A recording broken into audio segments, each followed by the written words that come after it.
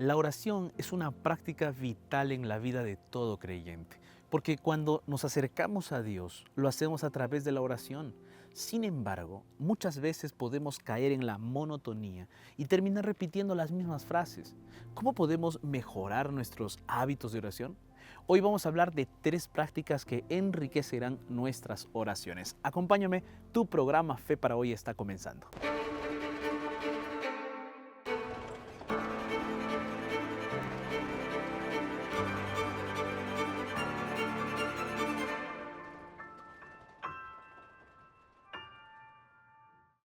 En el jardín del Edén, Dios tenía una conexión directa con el ser humano.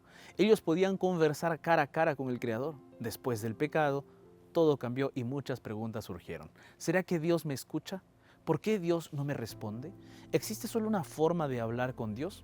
En esta revista Esperanza, Dios me oye, encontrarás las respuestas a estas y otras preguntas. Puedes solicitarla a través de nuestro número de WhatsApp más 55 12 98 100 14 60 o ingresar a nuestra página web nuevotiempo.org/escuela bíblica. Te digo un dato más, esta revista tiene 8 capítulos que habla sobre la fe, la perseverancia en la oración y la voluntad de Dios. ¿Qué esperas? Solicita ya esta revista Esperanza a través de nuestra página web nuevotiempo.org/escuela bíblica o escríbenos al WhatsApp más 55 12 98 100 14 60.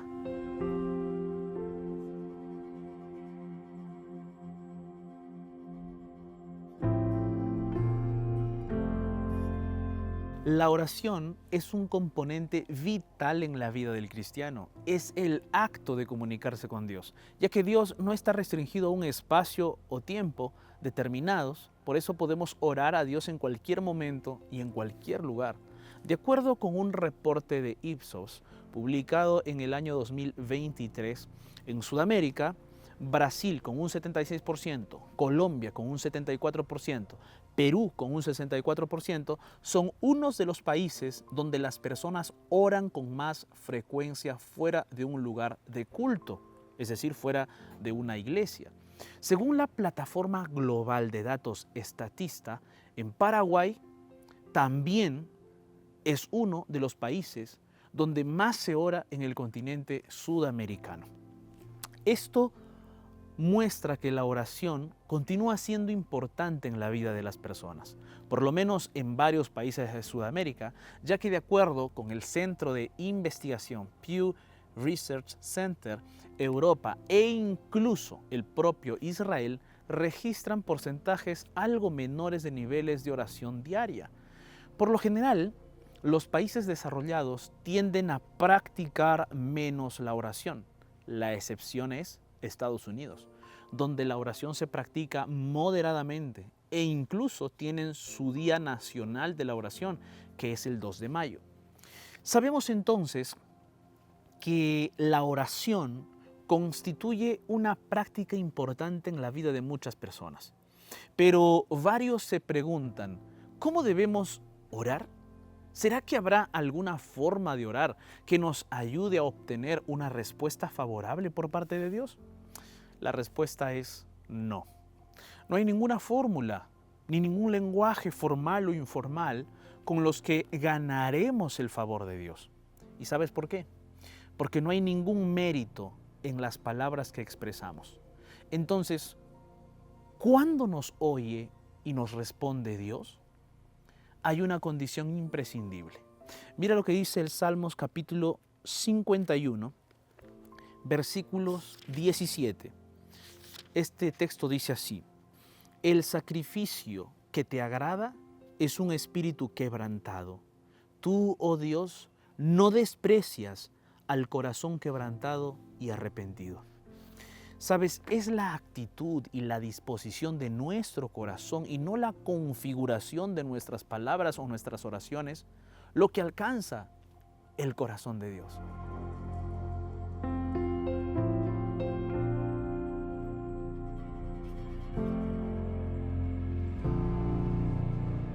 Para comunicarnos con Dios, empleamos 2 términos, orar y rezar. Estas palabras son sinónimas, pero diferentes. El diccionario de la Real Academia Española de la Lengua define orar como dirigirse mentalmente o de palabra a una divinidad, mientras que define rezar como dirigir a Dios o a personas santas oraciones de contenido religioso. ¿Cuál es la diferencia? Que cuando oramos nos dirigimos a Dios de una forma más espontánea, mientras que cuando rezamos nos dirigimos a Dios usando fórmulas preestablecidas. Un ejemplo de oración, pero que se usa como rezo, es el Padre Nuestro de Mateo capítulo 6, versículos 9 al 13, que comienza con las famosas palabras: Padre nuestro que estás en los cielos, santificado sea tu nombre. Jesús pronunció el Padre Nuestro como un modelo de cómo dirigirnos a Dios en oración, pero tradicionalmente se ha aplicado como una fórmula, es decir, como si fuera un rezo. Precisamente en el versículo 7 de Mateo 6, Jesús advierte de no usar vanas repeticiones o repeticiones sin sentido al orar. Esto se acostumbra en algunas religiones o expresiones religiosas paganas. En efecto, entre los paganos había ciertas fórmulas repetitivas empleadas para dirigirse a la divinidad, esperando que mientras más las repitieran, más estaría dispuesta la divinidad a escuchar. Pero Jesús va en contra de esa práctica. No hay ninguna fórmula que abra el corazón de Dios. El corazón de Dios ya está abierto para toda persona que se dirija a Él con humildad y sinceridad. Es más, Él mismo nos invita a buscarlo y pedirle con plena confianza todos los deseos de nuestro corazón. Los judíos de la época de Jesús tenían algunos rezos. Actualmente, los judíos también recitan rezos para bendecir el sábado, para bendecir las comidas, para bendecir las fiestas solemnes, entre otros. Por ejemplo, antes de comer el pan, los judíos ortodoxos recitan el siguiente rezo. Ellos dicen así: bendito eres tú, oh Señor, Rey del universo, que haces salir el pan de la tierra. ¿Estaría mal que los judíos reciten esta fórmula? No necesariamente. Estaría mal si lo usaran pensando que esa fórmula tiene poder para bendecir el pan o para hacer que Dios bendiga el pan. Pero entonces, ¿es malo rezar? Esta pregunta no es fácil de responder. Va a depender mucho de qué entendemos por rezar. Si por rezar nos referimos a repetir frases u oraciones tipo mantra, como si el rezo tuviera un poder para mover la voluntad divina, entonces sí estaría mal. Pero si por rezar nos referimos a utilizar ciertos pasajes bíblicos y repetirlos porque esos pasajes contienen sentimientos y experiencias con los que nos identificamos, entonces recitarlos podría ayudarnos en nuestra jornada espiritual. Por ejemplo, si estás aprendiendo a orar, o si ya sabes orar pero quieres añadir palabras o frases expresivas a tu oración, puedes comenzar tu oración con las palabras de un salmo, como las del Salmo capítulo 18, versículo 1 al 2. El Salmo dice así: mi Señor, mi fortaleza, yo te amo, mi Señor y Dios. Tú eres mi roca, mi defensor, mi libertador. Tú eres mi fuerza y mi escudo, mi poderosa salvación, mi alto refugio. En ti confío. Puedes usar estas palabras en tu oración, pero recuerda que Dios te escucha no por estar recitando palabras que se encuentran en la Biblia, sino porque estás orando desde lo más profundo de tu ser. Si empleas las palabras de la Biblia, hazlo porque ellas describen tu experiencia. Hazlo de corazón y no meramente por recitar. Pero no necesitas comenzar siempre con esas mismas palabras. Puedes parafrasear el versículo e incluir tus propias palabras. No tienen que ser palabras poéticas ni rebuscadas, solo tienen que brotar con sinceridad de tu corazón. Expresa lo que sientes. Cuando por la fe contemplas la bondad y la grandeza de Dios, de tu corazón van a salir esas palabras. Y podrías parafrasear ese texto. Por ejemplo, podrías orar así: Padre, cuánto te amo. Tú eres mi Señor y mi Dios. Acudo a ti porque tú eres mi protector y mi defensor, mi única salvación. Eres mi lugar seguro, eres mi paz y mi esperanza, el Dios todopoderoso que me da fuerzas para superar las adversidades. Como puedes observar, podemos usar ciertos pasajes bíblicos y recitarlos para enriquecer nuestra práctica de orar. Pero recuerda que no hay ningún poder mágico en los versículos de la Biblia.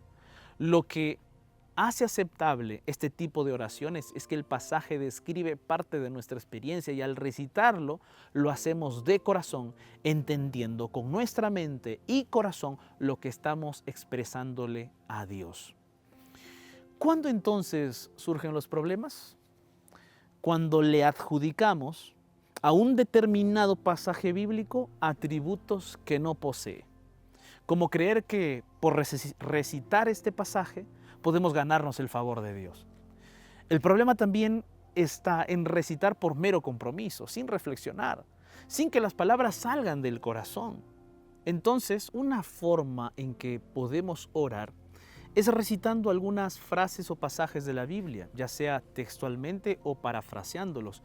Pero recuerda que los pasajes deben reflejar nuestras experiencias, emociones y sentimientos, también los pensamientos.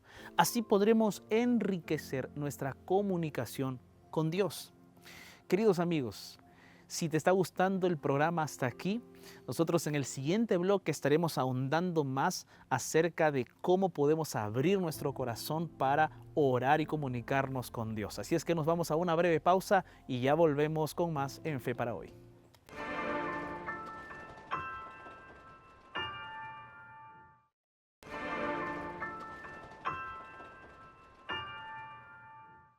Continuando con nuestro episodio del día de hoy acerca de cómo podemos comunicarnos con Dios, otra forma en que podemos enriquecer nuestras oraciones es abriendo nuestro corazón a Dios como a un amigo. La oración es básicamente una comunicación expresada en pensamientos o en palabras a Dios. Por eso podemos realizar esta actividad de forma espontánea. La escritora norteamericana Elena de White, en el libro El Camino a Cristo, página 92, se refirió a la oración con las siguientes palabras: orar es el acto de abrir nuestro corazón a Dios como a un amigo. No es que se necesite esto para que Dios sepa lo que somos, sino con el fin de capacitarnos para recibirlo. La oración no baja a Dios hasta nosotros, sino que nos eleva hasta Él. Este pasaje es realmente impactante. Muchas veces cuando nos dirigimos a Dios lo hacemos con el máximo respeto, hablándole solo de ciertos temas como la salud, el perdón y la espiritualidad. Pero el pasaje que hemos leído nos dice que debemos abrir nuestro corazón a Dios de modo semejante a cuando le abrimos nuestro corazón a un amigo y le contamos todo. Pero, ¿qué significa que Dios es nuestro amigo? El antropólogo Daniel Hruska, en su libro Amistad, Desarrollo, Ecología y Evolución de una Relación, menciona que hay 3 maneras en que podemos comunicar nuestras intenciones y nuestra amistad a otra persona. Y es a través del trato exclusivo, a través de la expresión honesta de las emociones y la aceptación de la vulnerabilidad de la otra persona. ¿Qué quiere decir esto? Que cuando abrimos nuestro corazón a Dios como a un amigo, le damos un trato exclusivo a Dios. Le dedicamos un tiempo especial y de calidad y le expresamos con toda sinceridad nuestras emociones, mostrándonos tal como somos. ¿Cómo somos? Seres vulnerables que necesitan de su amistad. Pero desarrollar una amistad no sucede de la noche a la mañana. La psicología social ha encontrado que la amistad no se forma de la nada, sino que hay una serie de variables que la hacen posible. Veamos rápidamente 4 variables. Una variable es la proximidad. Es más factible que 2 personas sean amigas si comparten un espacio más próximo y pasan más tiempo juntas. Otra variable es la familiaridad. Es más factible volverse amigo de alguien con quien nos sentimos seguros, lo vemos de forma positiva y sabemos qué esperamos de esa persona. Otra es la similaridad. Es más factible ser amigo de alguien que comparte nuestros pensamientos, nuestros gustos y actividades. Otra variable es la reciprocidad. Es más factible ser amigos de alguien que quiere ser nuestro amigo y lo demuestra. Alguien que nos retribuye el afecto que le brindamos. Considerando estas 4 variables, podemos afirmar que si no pasamos tiempo con Dios, nos costará abrirle nuestro corazón. Solo si compartimos momentos juntos podremos conocerlo más y nos será familiar. Nos sentiremos seguros de su amistad y confiaremos en Él. Veremos que Dios quiere ser nuestro amigo y que nuestro afecto por Él siempre será correspondido. Pero no solo eso, sino que en el desarrollo de la amistad nos iremos volviendo más semejantes a Él. Pero hay que tener cuidado, que ser amigo de Dios no quiere decir que trataremos a Dios como si tratáramos a un amigo cualquiera. La amistad implica respeto mutuo y Dios merece el mayor de los respetos. Santiago capítulo 2, versículo 23 dice que el patriarca Abraham fue llamado amigo de Dios, pero Abraham nunca trató a Dios como si fuera un amigo más. Dios es nuestro amigo, pero continúa siendo nuestro Dios y nuestro Señor. ¿Qué aprendemos aquí entonces? Que la oración no solo se trata de agradecer y pedir, se trata de desarrollar una amistad con Dios, contándole todo sobre nosotros, todo lo que pensamos, todo lo que sentimos, lo que soñamos y lo que hacemos. ¿Por qué?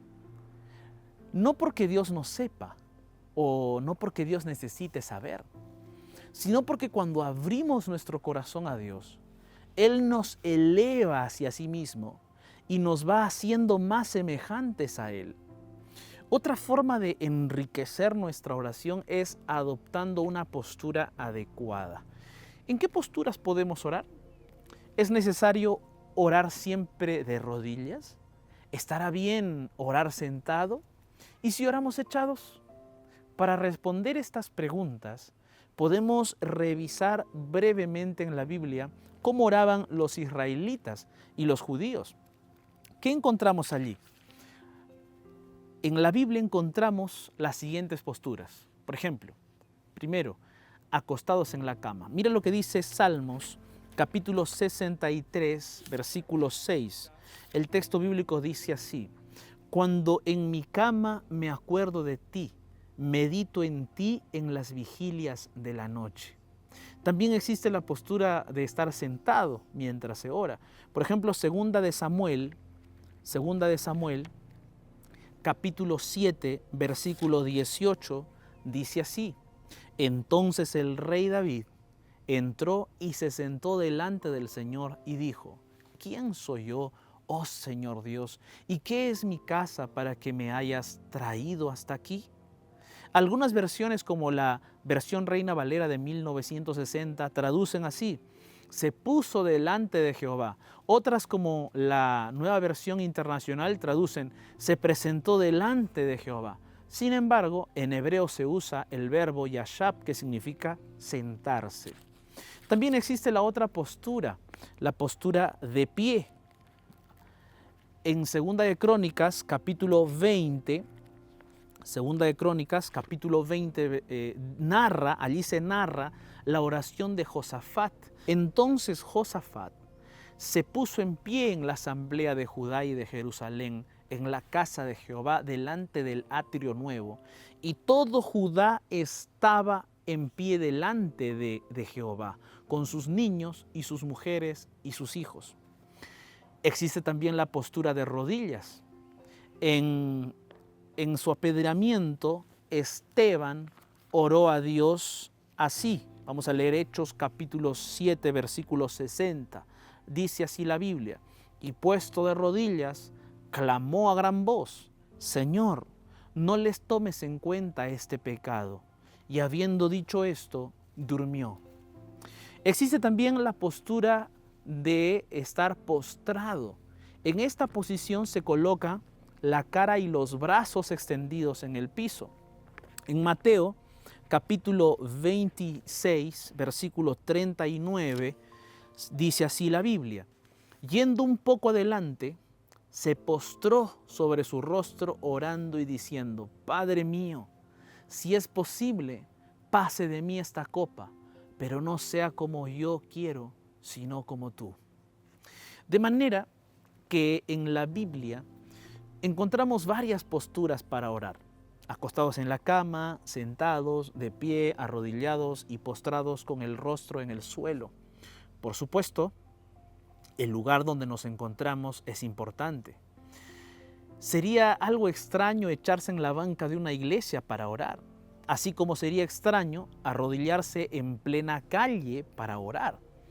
Las posturas para orar son flexibles y dependerán en gran medida del momento y el lugar, pero es importante practicar constantemente las posturas que indican una mayor reverencia, como el arrodillarse en la iglesia o en un lugar adecuado y el postrarse en un ambiente quizá más íntimo. En febrero del año 2023, la BBC entrevistó a la neurocientífica española Nazaret Castellanos. En el reportaje, la neurocientífica mencionó que los seres humanos tenemos 7 sentidos, 2 más aparte de los 5 sentidos ya conocidos. Nosotros conocemos que existen los sentidos del tacto, la vista, el oído, el olfato y el gusto. Pero ¿cuáles son los otros 2 sentidos? Son la interocepción y la propiocepción. ¿Qué es la interocepción? La interocepción es la información que llega al cerebro acerca de lo que está sucediendo dentro de nuestro organismo, acerca de lo que está sucediendo en el corazón, en el estómago, en el intestino, en la respiración, etc. ¿Y qué es la propiocepción? La propiocepción es la información que le llega al cerebro de lo que está sucediendo a nuestro cuerpo por fuera. Por ejemplo, la postura y los gestos. En el caso de la propiocepción, que tiene que ver con lo que está sucediendo por fuera de nuestro cuerpo, Castellanos explica cómo nos afecta cuando hacemos, por ejemplo, algún gesto. Cuando se produce una situación estresante, la amígdala, una pequeña zona relacionada con la emoción, se activa. Pero si fruncimos el ceño, incluso cuando no hay ninguna situación estresante, la amígdala también se activa.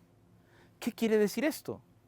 Que un pequeño gesto aparentemente intrascendente tiene grandes repercusiones en nuestro cerebro. Por ejemplo, si hacemos el gesto de sonreír, incluso si no tenemos motivos para hacerlo, activamos en nuestro cerebro mecanismos para estar felices y tranquilos y comenzamos a ver las cosas de una forma más positiva y responder de manera más creativa. Entonces, ¿qué relación guarda esto con la oración? Ya que arrodillarse y postrarse son posturas que indican máxima reverencia. Cuando adoptamos estas posturas, nuestro cerebro interpreta que estamos reconociendo la majestad de Dios y dependemos absolutamente de Él. Nuestro cerebro entiende que nos rendimos, que nos entregamos completamente a Él.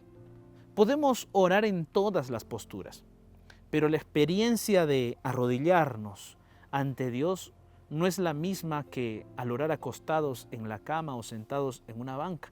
Esto no quiere decir que que debamos orar solo arrodillados o postrados.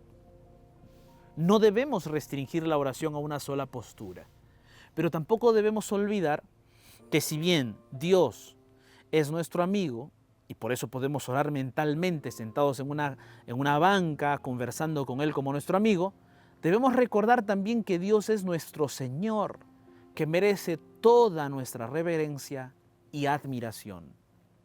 Querido amigo, amiga, orar es un privilegio que todos podemos y debemos disfrutar en todo momento y en todo lugar.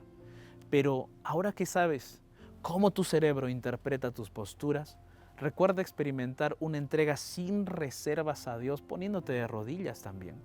Separa un lugar, separa un momento cada día para postrarte ante Dios. Ábrele tu corazón como a un amigo e inspírate en la Biblia y experimenta el poder de la oración en su máxima expresión.